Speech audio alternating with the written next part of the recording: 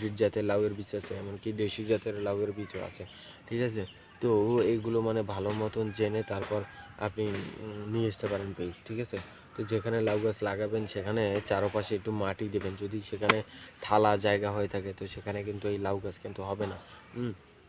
যদি আপনার ওখানে যদি কাদা পানি যদি 12 মাসই যদি থাকে কিংবা 6 মাসই যদি থাকে, তো যে সিজনে লাগানোর নিয়ম এটা, সেই সিজনে যদি আপনার ওখানে পানি থাকে তো সেখানে চারপাশের কাদা কেটে উঁচু করে আইল মানে এক জায়গায় জড়ো করে, উঁচু করে তারপর ওইখানে উঁচু জায়গায় একটা লাউ গাছ লাগিয়ে এরকম ঝাঁকা দিয়ে দিতে পারেন।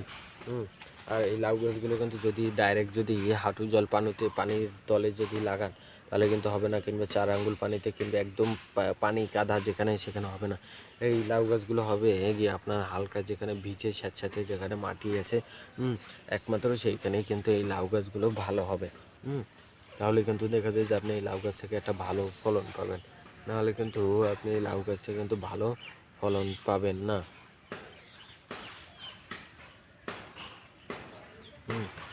আর এই যে লাউ গাছটা যে দেখতে পাচ্ছেন, ঠিক আছে, মানে এই লাউ গাছটার কিন্তু আপনার বিভিন্ন ধরনের উপকারিতা আছে।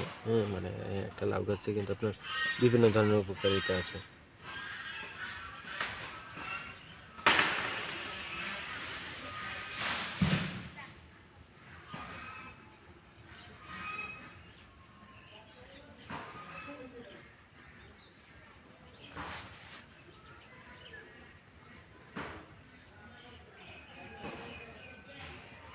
রে তুই এনে আর কি আয়, এদিকে এদিকে আয়, এদিকে আয়। তো আপনি যে কোনো নার্সারি থেকে এইসব গাছ কিংবা বীজ নিয়ে আসতে পারেন, ঠিক আছে? তো এর জন্য আপনাকে একটু থানা বেঁধে মানে যেখানে বীজের সাথে ওখানে একটু মাটি খুঁড়ে তারপর আপনি ওইখানে একটা মানে সার দেবেন, গোবর সার দেবেন আর এমনি সার দিয়ে, তারপর গাছটাকে কিনে এনে হাট থেকে চারা গাছ কিংবা বীজ ওইখানে রোপণ করে দেবেন, ঠিক আছে? রোপণ করে দেওয়ার পর ঠিক আপনি মানে ওই মাটি পরিচর্যা করার পর ওখানে এমনি সার দেবেন দোকান থেকে কিনে এনে কিংবা গোবর সার মিশিয়ে মাটিটাকে খুঁড়ে, তারপর ওইখানে দিয়ে তারপর বীজ কিংবা চারা গাছটাকে লাগিয়ে দেবেন, টুনি দিয়ে দেবেন।